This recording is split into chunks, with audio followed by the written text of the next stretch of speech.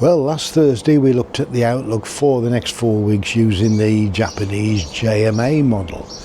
And today we're looking at the outlook for the next 4 weeks from the ECMWF model, taking us up to the 6th of July.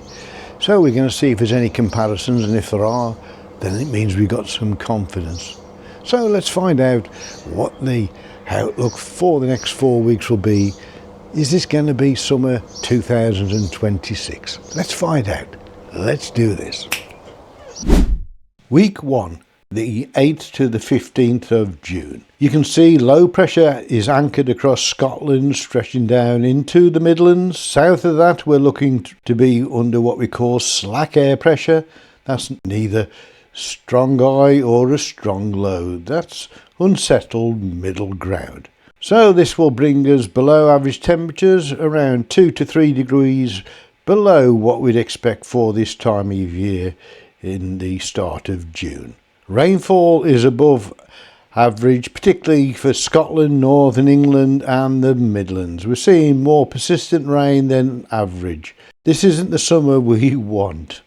Weeks 2, 15 to the 22nd of June. Now this is where it starts to get a little interesting. We're starting to see a shift, and we can see high pressure now building from the Midlands southwards. For Northern England, Scotland, Wales, Ireland, Northern Ireland, we're still in slack air pressure zone. But the key is starting to see a build in higher pressure. For Eastern England, Scotland, temperatures running 2 to 3 degrees above average. For western parts and Ireland, we're looking around 1 degree above average, still positive, but that eastern side of the UK is picking up the main warmth. For rainfall, the Midlands southwards, Wales and most of Ireland are looking drier than average. That zone is sitting under the near high pressure. Northern England, Scotland, Northern Ireland around average rainfall. Weeks 3, 22nd to the 29th. The ECMWF is showing high pressure directly over Scotland, Northern England, Northern Ireland. So you can see from the charts that the eye is centred in the north. But the influence of slack air pressure is still sitting across the rest of the country. So where does this concentrate the warm and the dryness? Temperatures are above average across most of the UK and Ireland during this period, but southeast England stands out. We're looking 2 to 3 degrees above average.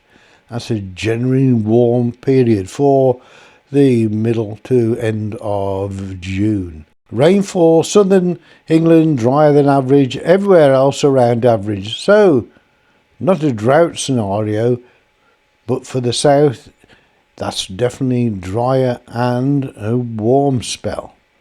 For farmers and growers, and particularly if you're in the southeast of England, this is the window. 2 or 3 degrees above average and drier conditions.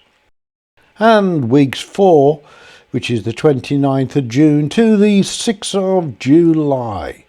We're moving into slack air pressure again across the whole of the UK and Ireland. So as no dominant blocking high or low pressure system, it's fairly flat. England, Scotland, Wales will be around 1 to 2 degrees above average, and Northern Ireland is still around average. So it's positive, the signals are in the right direction as we head into early July. As for rainfall, around average, so it's fairly dry to finish off June and into July. So it's fairly settled.